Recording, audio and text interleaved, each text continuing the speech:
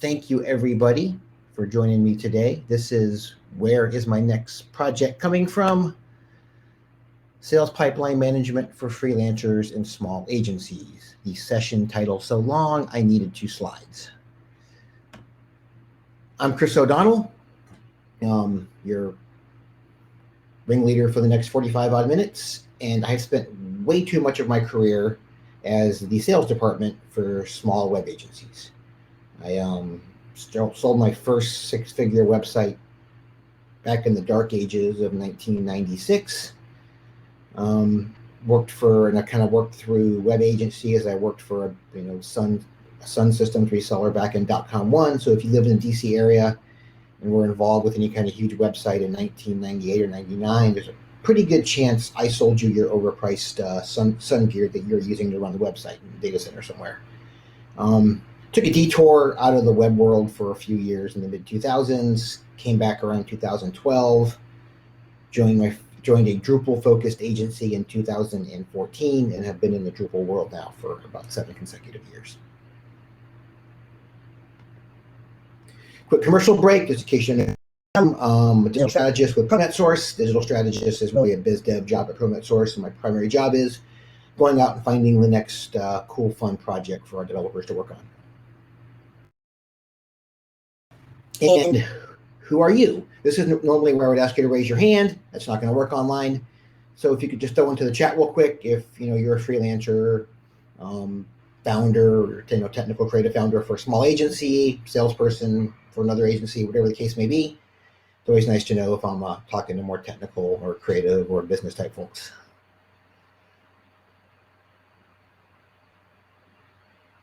Give you all about 10 more seconds to answer.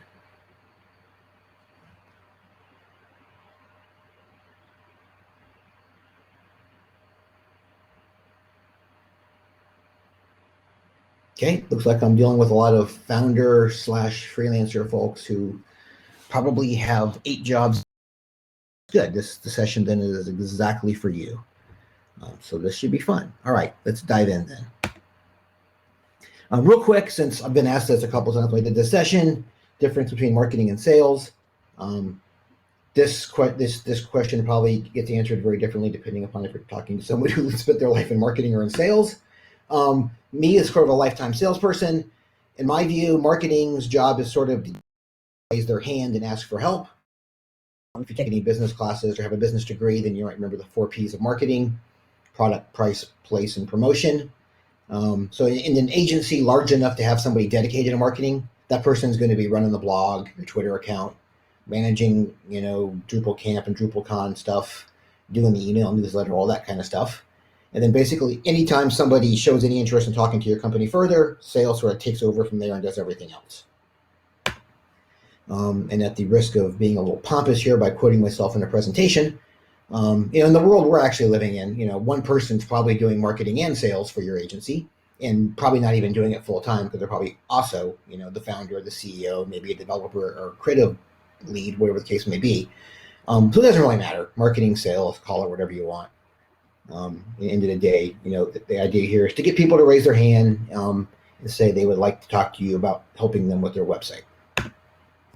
So let's dive in. A sales funnel. What is it and why do you care? Sales funnel is basically just some sort of visual representation, of your potential future sales. And if you go type sales funnel into Google image search, you will find so many funnel models, because every time somebody gets tired of being a full-time salesperson and decides to be a sales consultant, they have to write a book to support their consulting business, and they have to create their own sales funnel model to look smart. But the reality is all these things pretty much are saying the exact same thing. There's some large universe of people out there or businesses that you might be able to help. Within that large universe, there's a smaller group that, you're actually likely to help because, geographically they're close, or you like to work primarily with, universities and colleges. So university and colleges are your main area. And then within that group, there's all the potential prospects that are using Drupal or interested in Drupal. So that narrows it down even farther. Then there's the ones you actually talk to, so on and so forth, to where at some point you've narrowed, potentially thousands and thousands of potential customers, down to the 4 to 10 new clients that your average small agency might actually sign in any given year. But in practical matters, in terms of what you're doing on a day-to-day basis with your funnel, it's basically a spreadsheet. And as we all know, a spreadsheet usually means math. Let me pop over here real quick to an actual spreadsheet. This is actually a sales funnel I exported from Salesforce.com with my employer a couple of years ago when I did the session for the first time, and then just changed the names. So this is what a sales funnel really looks like. You're going to have these stages. We'll talk about stages in a minute. You're going to track, the client name or the project name, whether it's new or existing business usually, how much it's worth, and then some probability percentage, which can either be sort of just a standard number you use, or you can massage that with every project based on what you think the number really is. And then at the bottom of your funnel, or at the top of your funnel, depending on how you draw it, you're going to have sort of your raw number. I've got $2.8 million in my funnel, and based on my estimated win percentages, this funnel represents about $500,000 of business for the company.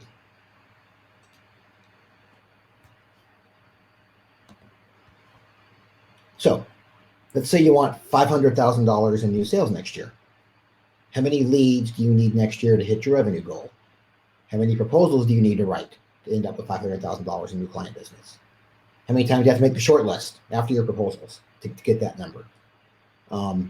We sort of have to plan all that out and think about it up front, and then essentially build a work plan over the course of the year that helps us do that. But first, sales presentation rule number 1.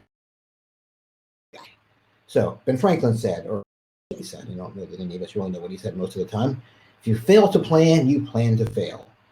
So this sort of pipeline planning thing, if you're working on a calendar year, it's probably something you want to, sit down and do, Thanksgiving break, early December, something like that, when you're thinking about what you need next year in terms of new sales to hit your growth goals or whatever the case may be. Sales presentation rule number 2, always include a quote from a respected business leader that is still alive. So in this case, we're looking at Warren Buffett here, and again, he's just making the same point that results tomorrow, benefits tomorrow usually depend on something happening in the past. Think about and plan for next year's sales before next year happens, because if you wait until you actually need the sales, it's generally too late, especially in our business, where the time frame from first conversation to getting any revenue out of a customer can be anywhere from 90 days to 2 years, depending upon who you're selling to.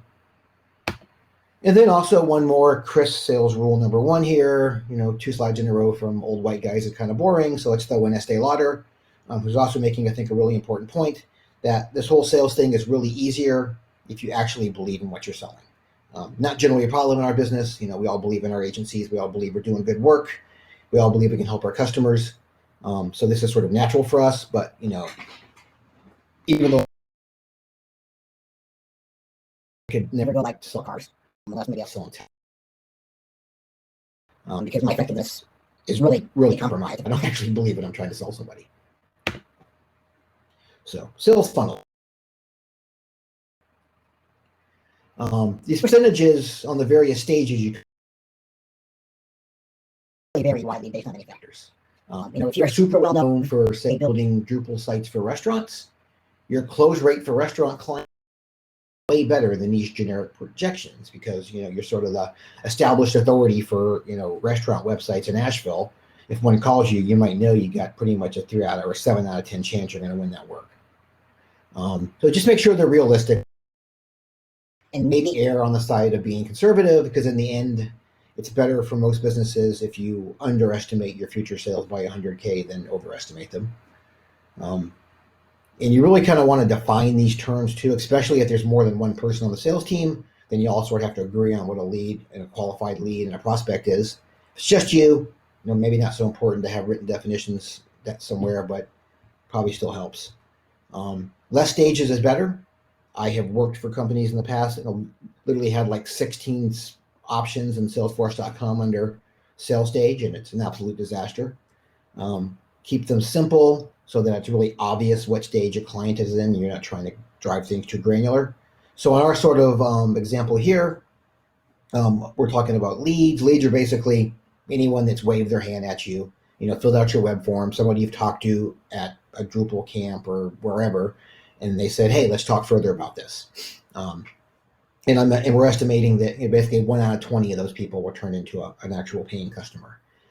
That's not an unrealistic number in my experience in web development. Then you have qualified lead, which is basically after you talk to that person enough to know that they've got the kind of money that they need to work with your agency. If you only do projects over $50,000 or whatever the case may be, and someone's budget's $5,000, they're not a qualified prospect for you. From qualified lead, they might go to prospect, which is when you're actively engaged and talking to them about some project. I mean, you might talk to them, qualify them, but they're not actually working on the website till 2022. So you'll just sort of make a note to call them in November or December, and they won't actually move to prospect until that conversation's happening. And the rest of these are probably pretty self-explanatory. Obviously, once you've made your pitch, submitted your proposal, your win rate there. That number is going to be basically based on history, whatever your actual win rate is on proposals. 1 out of 4 is not bad. And then some percentage of those you're going to make the short list, and obviously it's pretty obvious. The farther down the list you get, the more likely it is you're going to win the work. So it might look like something for our imaginary business here that wants to do $500,000 in sales last year, and we're just going to assume that their average project is $50,000, so they're going to need 10 new customers on average to get their $500,000. We can just do the math on the probability. You're going to have to essentially have 200 people sort of self-select into at least showing some level of interest in working with you. And the reality is, a lot of those, at least half probably will be not qualified leads. They'll be, again, someone coming off the website who's got a budget of $3,000 and you can't work with them. And you just sort of winnow it down here until, if you win your 10 deals and the average 50K, then you've done your $500,000 in new business for the year. This, by the way, for the most part, and I'm thinking about new clients only here. Reoccurring revenue, re-upping the annual support contracts, those kind of things. Obviously, it's all revenue and it's really important revenue, but it's not new revenue. And obviously, your win rate on re-upping support contract is probably more like 80 or 90%, hopefully. So it's not something that requires as much sort of forethought and planning, because that if you're doing a good job on your Drupal support, those are pretty much automatic. And even if you live mostly on existing clients or reoccurring revenue, which is obviously sort of if you can sustain your business primarily on existing clients and referrals, and really have to think about this sort of long-range new business stuff, it's a great place to be. But things happen, right? Clients leave. Even if a customer loves you, if the VP of marketing that you're working with takes a new job, maybe the next guy that comes in, the next person that comes in has got their own favorite agency. Or just person hates open source and wants to move everything over to Sitecore or whatever. So things are always going to happen, even your best customers. So you always want to at least have, be thinking a little bit about always bringing in new clients in the future, even if maybe it's not 10 a year. Maybe you're just thinking you need to make sure you find 2 a year, to sort of offset a couple that might fall by the wayside for no real reason of your own. Tactics. So how do we get all these deals in the pipeline? How do we get 200 people say, hey, talk to me about my website, it needs help? You might hear the term lead generation or prospecting. It's all really the same. It's all sort of the initial contact, that initial attempt to find people that have a problem you can solve and that are willing to talk to you about it. This is not a math problem. It's a mnemonic. Although I guess with the math problem, it would be negative 43. But basically, it's sort of I don't even know where I came up with this or where I found it years and years ago, but it's sort of a way of organizing your sort of lead gen sales development activities, how to get people into your pipeline. And it's basically, the one is for things you're going to do every day. So that's going to be, most of it's pretty obvious. So, if somebody, messages you via your website or Twitter or, whatever your neighbor tells you, his brother-in-law is the VP of marketing at Coca-Cola, and you should call him. That kind of stuff you're going to jump on immediately, pretty much every day. You're not going to let any of that stuff slide. If you're using social media to try to generate business, then you'd be posting on Twitter or Instagram or whatever. That's more or less a daily activity most of the time. If you're if you're using RFPs to get new business, then you're probably going to review any new RFPs from your sources pretty much every day. Then there might be things you do weekly, publish a new blog post, maybe promote an older blog post, something evergreen you've got that you can recycle every 6 months. Maybe you're going to set aside 4 hours once a week or 8 hours once and twice, 4 hours twice a week, whatever the case is. Just do some outbound calls and emails and just reach out to people who you might be able to help. Once a month, you might do things like, attend the local Drupal meetup, attend other meetups, maybe put out an email newsletter. And it kind of goes through 4 times a year. Maybe you go to Drupal camps, publish a new case study.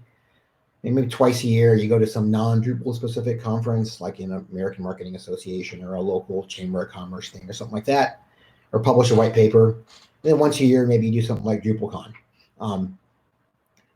This looks like content marketing or a marketing plan. As we said earlier, marketing gets people to raise their hand.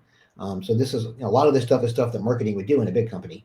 But we're talking about organizations where probably marketing and sales are all the same person, so you get to do it all. You're not going to be, even if it's your full-time job to do lead gen, you can probably do all this. But in most cases, in a web agency, it's not your full-time job. So the key here is to be intentional. Can't afford to waste any time, so know what you want to focus on and why. And to some extent, you can do the that you enjoy. If you enjoy speaking at Drupal camps and or at various conferences, and that seems to always bring you a couple of new clients, that can be pretty much 100% of your lead gen process if it's working for you, if that brings in enough. There's no rule that says you have to do all this stuff. If you've got someone that's really good at cold calling and seems to come up with a couple, a new client every month doing it that way, that's fine too. There's no real rule here. It's really more about, do what you're good at or do what you like. The sort of lead gen mix is going to vary a lot of ways based on who you're selling to, what market you're in, what you're trying to do, the stage of your business, all that. So don't get too bent out of shape or worry too much about, if you're not doing it all, like, oh God, I haven't made any cold calls this week. You may not need to make cold calls. Frankly, if you can keep your business afloat and doing well without cold calls, you're probably better off anyway. And this stuff is not all theoretical. Back in 2013, I was the second employee of a company called NXC North America, which was a offshoring firm based in Norway with a bunch of developers in the Ukraine. And this is the sales plan I put together when I joined the company. And it's actually pretty much what I just showed you because I kind of borrowed it. So, in this case, it was $1 million new revenue booked in the first 12 months with 10 deals at an average size of $100,000. The target market, what we're focusing on, there's the chart we just looked at. In this case, I also tried to spec out how many hours this stuff was going to take so that I wasn't essentially promising to do the work of 2 full-time people by myself, because that would have been doomed to fail for a lot of obvious reasons. The tactics I'm going to use, there's my daily stuff, my weekly stuff, my monthly stuff. So this is not sort of theoretical mumbo jumbo. This is literally how I set up my job at this company in my first week or 2 that I started. So talk about qualifying now, because now you've got, in that first example, we got to find 200 people to raise their hand. But only 100 of them are even going to be qualified leads. So, how do we qualify them? What does that mean? There's actually an acronym for this, and it's BANT. If you've heard that acronym before, go ahead and throw a Y in the chat. I'm always curious if this is totally a sales nerd thing or if this is more commonly known stuff. Okay, David's heard it. Okay, 1. It's about right. It's about the percentage I usually get on this thing. If there's 30 people in the room and an in-person one, there'll be about 3 or 4 that have heard it. So basically, these are sort of the 4 things on your initial conversation with somebody you want to figure out. Sort of decide if this is, makes sense for you to spend any more time with them talking about the potential project.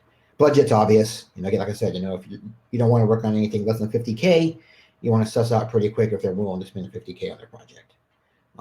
Authority. Are you talking to somebody who can actually spend $50K or $5K or whatever the number may be that you want? If it's a bigger organization, odds are pretty good your first contact may not be somebody with that budget, and that's fine. You might be dealing with, the sort of content manager for the website who's, been assigned by the VP of marketing to go out and find, some good agencies to talk to about a major redesign. And that's fine as long as you, number one, understand that. who you're talking to, so you're not thinking this person can sign a big check and they can't, and that you have some idea is to eventually talk to the people that matter. If you're on your fourth meeting with the content manager and haven't made any progress to the VP of marketing, that's very bad, because almost certainly somebody else by then has made it to the VP of marketing. And you just want to make sure, when you're talking to this person, that you sort of understand what their game plan is, and when the presentation to the decision committee or whatever the case may be are going to happen. And it's totally okay to just flat out ask that. How does that process work? When will I meet with the VP of marketing, whoever's sort of has the final decision on this? Need. Do they actually need what you're selling? Probably any of you in an agency have taken plenty of phone calls from people that had absolutely kind of called you for reasons that had nothing at all to do with building a Drupal website, or even if they need your Drupal website. I mean, if your minimum project size is $50,000 and the person that calls you, owns a small coffee shop in downtown Asheville, they probably don't need to spend $50,000 on their website. They probably need to spend $25 a month with Squarespace or something, and they'll be perfectly set. So I always take the route that people I'm talking to are relatively smart, and they will eventually figure it out. I'm not going to be able to con them into blowing a website when they should spend $5. So I just tell them up front, you don't really need to take that old Drupal 7 site and move it to Drupal 9. Drupal's changed a lot. You're probably better off with a WordPress site or Squarespace or something like that at this point. And then timing, to understand, when they want the project done, both from a sort of your own internal staffing process, because maybe you can't even take it on if you're really busy, and also make sure that it's not someone who thinks they're going to migrate a 20,000 node Drupal 7 site to Drupal 9 before August 1st. Make sure it's all reasonable. My experience, no offense to the technical and creative founders in this meeting, is that you people sometimes aren't really good at this. I think it's a combination. One is that your firm anything the customer wants, which in most cases they can. It's the question that's more of a question of should you. And also, I think there's a little bit of PSD in most web founders. Back in the days when they were working on their kitchen table, and that $800 redesign would pay the rent the next month, so they took it. And you kind of never get over that, I think, if you're in that position in a business at some point. So I've spent a lot of time in my career, debating incoming leads with the CEO about, I'm saying, look, I'm the sales guy, and I'm saying, no, this is not a good use of our time. And they want to chase it just because they want to chase everything. But you can burn a lot of time on the wrong projects if you do that. So now we've had our leads wave our hands. We've talked to them. We've identified some qualified leads, and we got people that now have projects they want to talk about. And we need to talk in depth and sort of get presentations made and proposals done and delivered, so we can close some deals. How do you get these people and work them to the sales funnel? Well, the reality is this is not a sales 101 seminar. It would, I could easily do a half day or full day training on sort of sales 101 skills. Maybe I should in the future. But for this session, it's really more about big picture organizing the sales funnel process. There are thousands of sales books out there, and they all, quite frankly, kind of say the same thing. Also, my technical is pretty good at this. Put somebody in front of them with a $50K budget and a problem to solve with the website, and y'all are usually really good at helping them figure out how to do it and closing the deal. But a couple of things to remember is that 99% of the time you are not selling Drupal. Every once in a while, especially bigger firms will do a bake-off where they want to, sort of compare Drupal to Sitecore to Adobe Enterprise Manager or something like that. It's sort of a head-to-head, feature-to-feature thing. But that's the exception, not the rule. My experience is most of the time when I'm working with a potential client, they fall into one of two camps. They're already using, they're happy with Drupal, they want Drupal, they're insisting that they want to stay on Drupal, so there's no questions there. Or they don't care.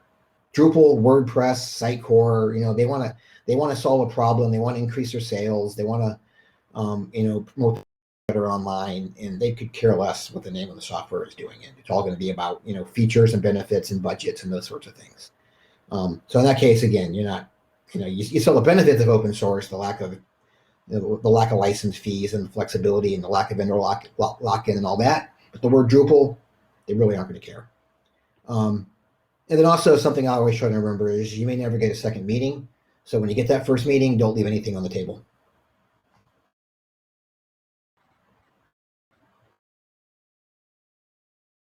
So I thought, in lieu of me trying to cram 20 odd years of sales experience into 5 minutes of slides, I thought it'd be more useful to point you all to a few sales books that I think are really useful.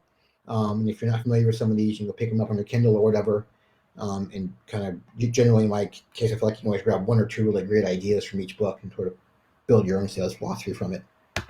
So the first one is the Win Without Pitching Manifesto. The great thing about this book, it was written specifically for web design firms and like ad agencies. They call it creative services agencies, but pretty much us.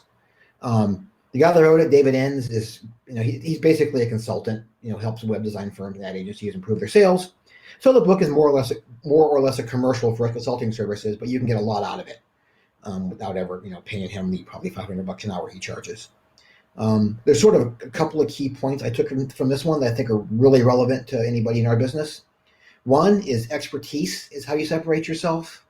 At the end of the day, I know we all have our pitch decks with, our human-centered design process or our user-centered design process or our agile processes. And honestly, that stuff doesn't sell the project.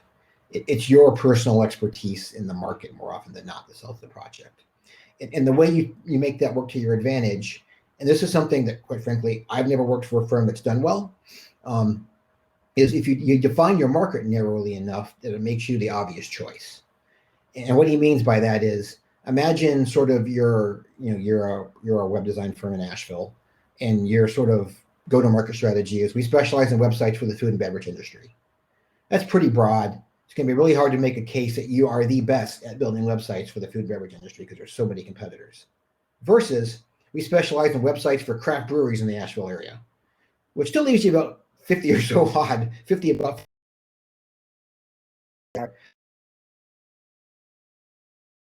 Make a pretty good case to become the sort of default choice for that kind of thing. Those projects, extended presentations,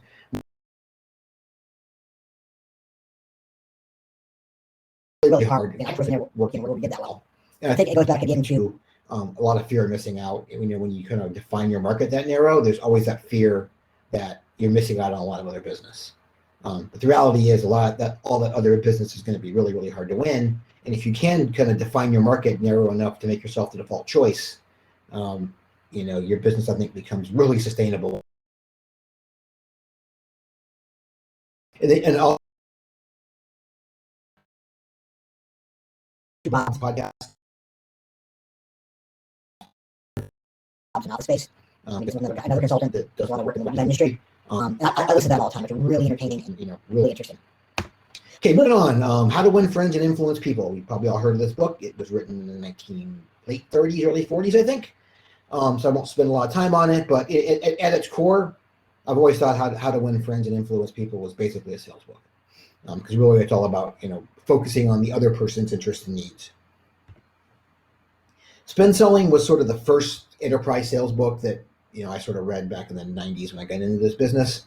What they did was they went out and followed a bunch of like IBM and Xerox type of salespeople back in the 90s and 80s on calls and sort of broke the questions those people asked down into 4 types of questions: situation questions, problem questions, implication questions, and questions. And what they learned was that the more complex the sale, the more time you spent asking questions, in the implication area versus the situation and problem area.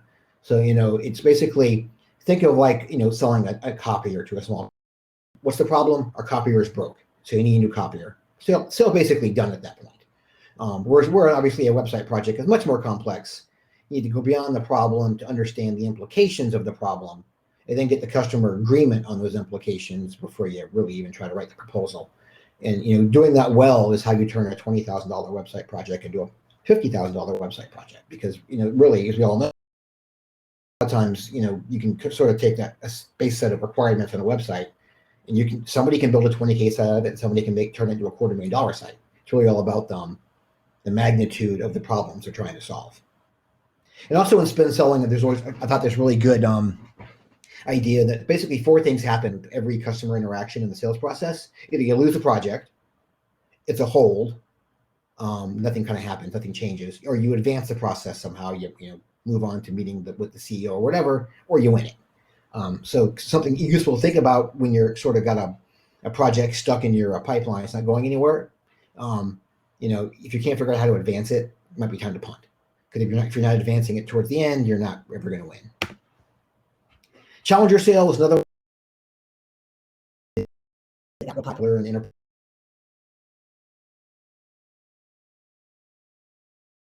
Million 5 groups: relationship builders, hard workers, lone wolves, reactive problem solvers, and challengers. That challengers were the most successful. And what they mean by challengers is that they basically took more of the approach of educating their customers. Like say on, again, e-commerce, for example, educating them on what's happening in e-commerce now, then essentially challenging the customer assumptions. So the customer is assuming they just need a simple Shopify website. And you go in there and convince them that, given the scale of sales they're trying to do, they're going to outgrow Shopify in 6 months. And what they Woocommerce is something much more customized. And selling. This one was written like in 2012. It's sort of the first of these that really sort of was written with the idea of the web as a embedded in our life kind of approach, and that people are just overwhelmed and don't even answer their phone or email anymore. So how do you get their attention? It's also probably the only one in the book that really sort of delivers like a sales system. Like if you really have no idea where to start and how to run sales, Snap Selling, the author's name is Jill Conrad, sort of gives you a map or a blueprint on what to do. So it's really useful from that standpoint. And then a bonus one, Why is My Name Upside Down? Why is Your Name Upside Down? It's written by David Oakley, a principal of Boone Oakley, which is a real agency in North Carolina based in Charlotte. They do all of Bojangles advertising. And so anyway, advertising obviously at its core is sales. So it's really more of a book about his career in advertising, but I found it really pretty inspirational from a sales standpoint too, to get me to think a little bit differently about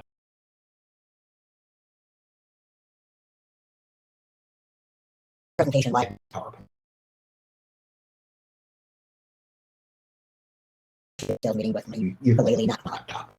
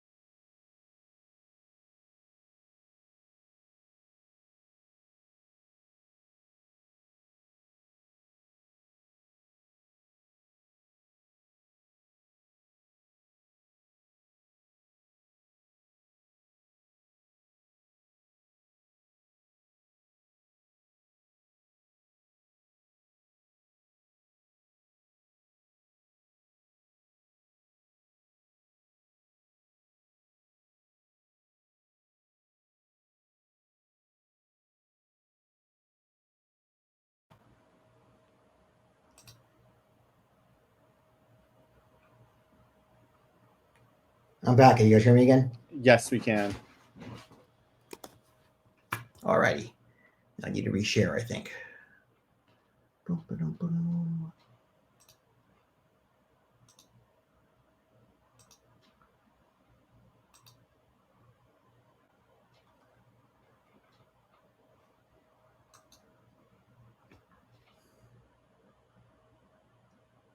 Hang on, it seems to have shared the wrong screen.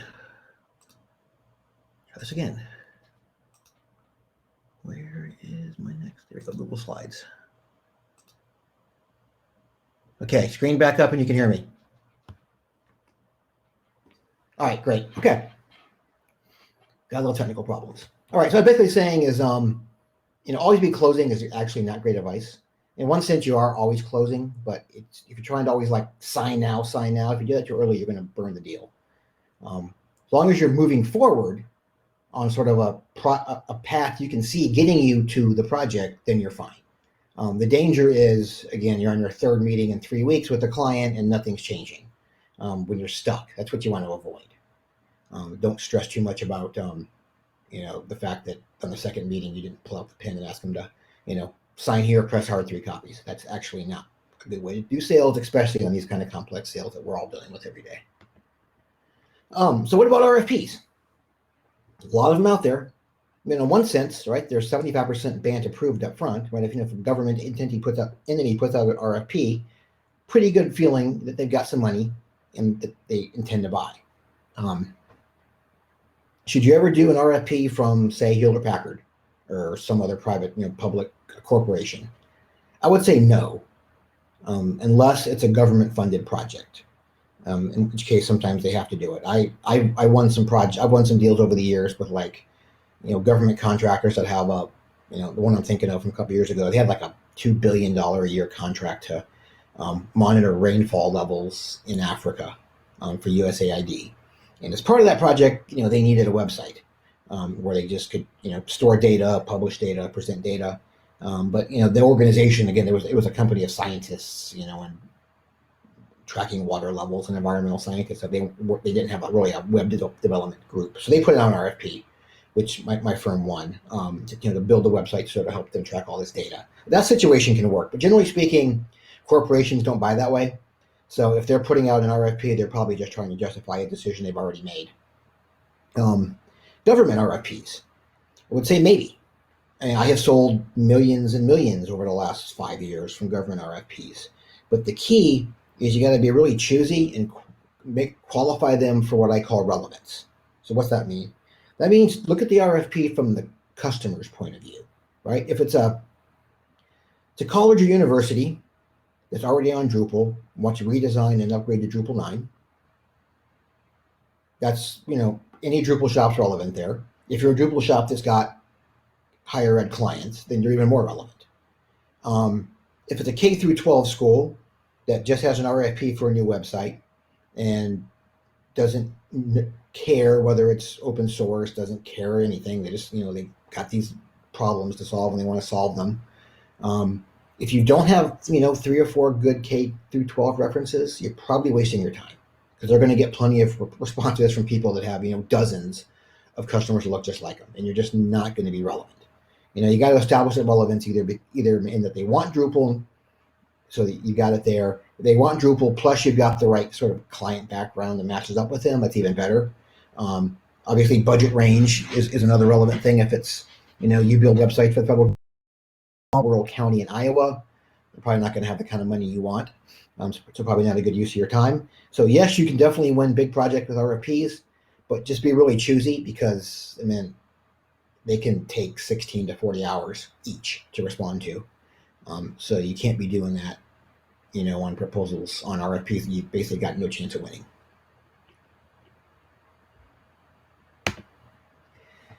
And then, okay, going to wrap up here with one more thing. If you've watched this, listened to me talk now for about 39 minutes and thought, okay, I think I just want to hire someone to do this. What are some things you might want to think about? I'm not even going to ask if anyone here is old enough to get this reference, so I'll just go on. I don't want to hurt myself there. So a couple things, some things to think about if you think about hiring sort of a dedicated director of sales / director of sales and marketing if you're a small agency. Think about whether you want, apologize in advance for the really bad use of the phrase full stack here, but full stack sales rep, someone, someone more experienced with some technical background that can sort of run the whole sales process for you from first contact to contract signature with, maybe just a little bit of help on estimating, versus, maybe a younger person that's just going to, crank out a bunch of phone calls and emails for you every day and try to stir up some interest, and then you'll sort of run with it from there. Those are two very different people. And you have to sort of decide how you want to handle it. If the comp plan you come up with to pay your salesperson cannot be explained in one PowerPoint slide, it's too complicated. Really, we don't want to see 7 different levels of commission payout based on the market or who the customer was or whatever. Just keep it simple, right? Give us a base salary and some percentage of the sales, and we're pretty happy. The more complicated it gets, the more annoying it gets to everybody. Plan ahead, as we all know. You don't sell Drupal sales websites overnight very often. If you're trying to figure out, you need 2 new customers next month to keep the lights on. Honestly, it's probably too late. You're not gonna round up 2 new clients that quick, most likely. I would say, realistically, just sort of as a worst case scenario, budget for a 6-month ROI, meaning don't expect to the sales rep to sort of be paying for their existence. I would hope that you would see progress by month 2 or 3, and even a signed contract in month 3. Maybe the cash is a little lagging on getting the project going. But worst case, like I wouldn't hire someone unless you can pay them for 6 months without them producing, just to give yourself a buffer. Because then, depending on the projects you're going after, it might take 6 months. If you're kind of going after government work, 6 months is a little optimistic, maybe. And ultimately, what are you going to pay them? I would say total comp. I went back and looked at like my last 3 jobs in this industry, so going back to about 2012. So you take total comp. And by that I mean salary, commission, the 4% you're putting to 401k or whatever, the percentage you're putting to the health plan, basically every penny that goes out to the employee here. It's probably going to work out to say 10 to 20% of revenue generated if you're like looking for, $750,000 to $1 million a year in revenue, which seems to be pretty standard expectation. If you're sort of above the one person solo freelancer stage type of business. And that, by the way, that number is for like the full stack person, the senior person, that kind of do the whole process. It's going to be lower for lead generator. That's generally going to be like basically a salary plus, again, some smaller percentage of whatever business they stir up that you end up closing. Because in most cases, you're going to be the one closing those projects, or bonus, maybe flat bonus per deal or something. And thanks. I'm actually going to be in Asheville in 9 days. 8 days, and 8 days for a few days for vacation. So if you are Asheville based and have restaurant or brewery recommendations, I am definitely looking for those right now. And there's my Twitter and there's my email. And we can open it up for questions. Thanks so much, Chris. I'm not sure if you can hear me, but we've heard you. If anybody has questions, feel free to put them into the Q&A tab, and then we can just go through those. I'll turn on my camera and take questions.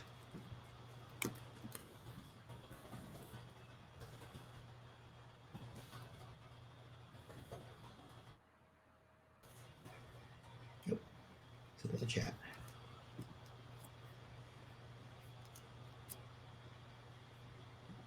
I mean, there's not a ton of us in here, so I don't know if David can do it, but he wants to let people just ask questions verbally. That's probably fine too, given the relatively small number of people we have in the session.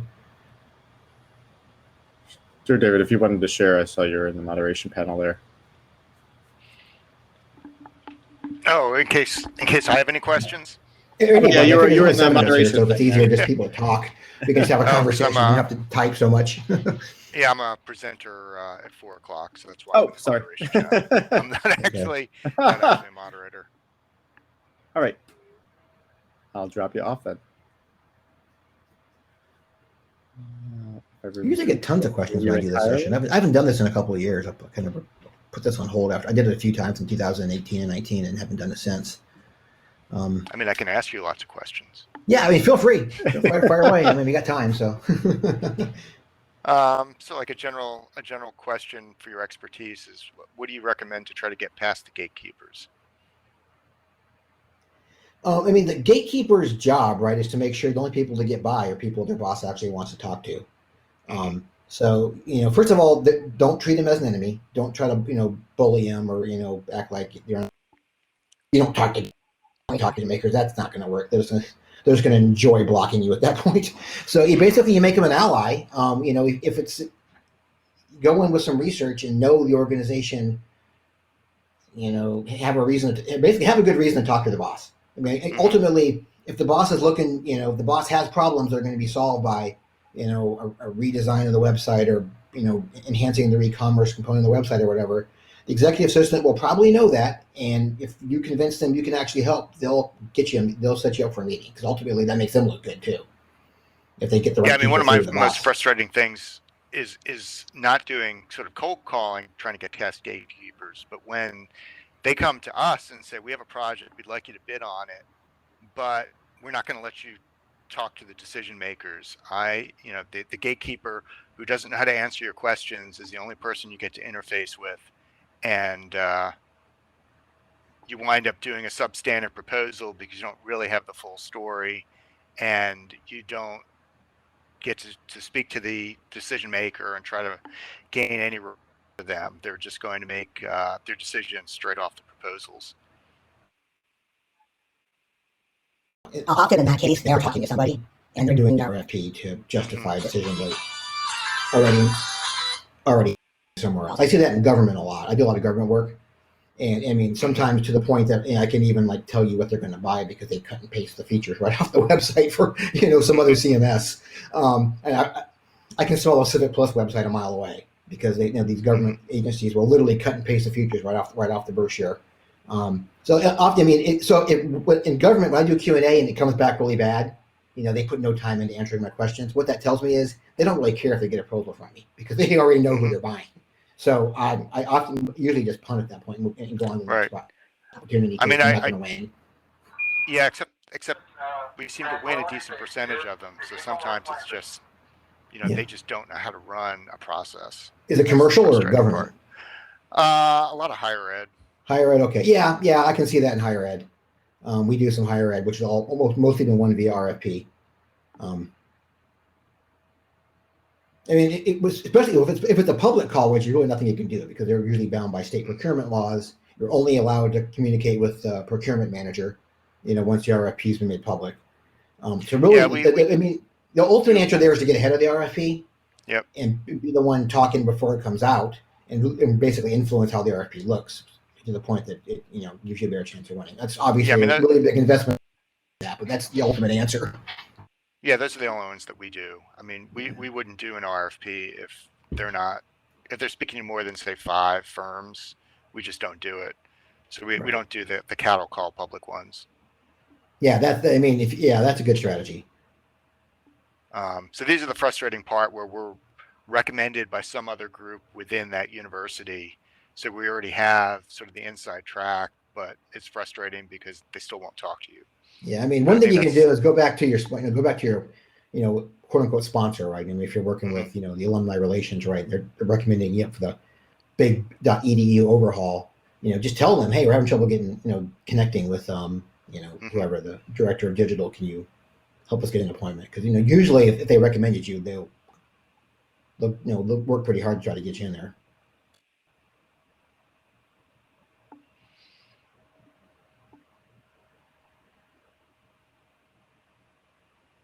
Anybody else have any questions? Yeah, I have a question. So I used to do some sales training back in the day. Well, like take sales training back in the day. And one of the things that we always got told was to ask for referrals. And I didn't see that in your pipeline. Yeah, Bridget, I'm totally not a fan of Civic Plus. I'm with you on that one. But they sell a lot of websites. They probably have 1,000 clients. It's ridiculous how many small to mid-sized government agencies are running on Civic Plus.